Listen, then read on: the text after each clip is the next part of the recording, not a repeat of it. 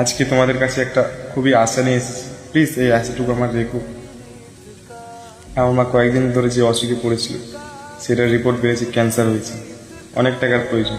Please তোমরা কিছু কিছু করে সাহায্য করো, তোমাদের জন্যই আমার মাকে আবার পুনরায় ফিরে পাবো, প্লিজ। হ্যালো গাইস, আশা করি তোমরা ভিডিওটা স্ক্রিনে দেওয়া ভিডিওটা সবাই দেখলে। তো এরকম ধরনের ভিডিও আমার কাছে অনেক দিন ধরেই আসতেছিল। তো আমি একদিন দাদাটার সাথে ডিএম করি, ইনস্টাগ্রামে ডিএম করে পার্সোনালভাবে দাদাটার সাথে কথা বলি। দাদাটার সাথে কথা বলে যা বুঝলাম যে দাদাটার মায়ের অনেক দিন ধরেই অসুখ। তারপর ডাক্তার দেখাই রিপোর্ট করার পর দাদাটার মায়ের একটা বড় ধরনের ক্যান্সার ধরা পড়েছে। তো এখন সেই জন্য অনেক টাকার প্রয়োজন দাদাটার। তো তোমরা যেইটুকুনো পারবা, 5-10 টাকা, 100-500 যত টাকা হোক দাদাটাকে একটু হেল্প করো। আমি স্ক্যানারটা দিয়ে দিচ্ছি, তোমাদের সামর্থ্য অনুযায়ী দাদাটাকে একটু হেল্প করো। তোমরা যদি একটু হেল্প করো তো দাদাটা আবার দাদাটার মায়ের আগের মতো দেখতে পাবে।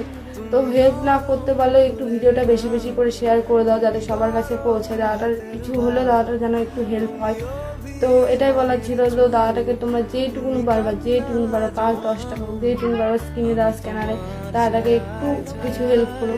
আর হেল্প করতে না পারলেও একটু ভিডিওটা বেশি বেশি করে শেয়ার করো, যাতে দাদাটার মা যেন আগের মতো আবার সুস্থ হয়ে যায়। তো আর সরাসরি আমি এরকম ভিডিও কোনো দিন করিনি, তো কোনো ভুল টুল হয়ে থাকলে আমাকে মাফ করে দিন। তো লাস্ট আরেকবার বলছি যে দাদাটাকে তোমাদের সামর্থ্য অনুযায়ী দাদাটাকে হেল্প করো, আর ভিডিওটা একটু বেশি বেশি করে শেয়ার করো। থাকি মা, আমি তোমার চোখের তারায় বাঁচি মা।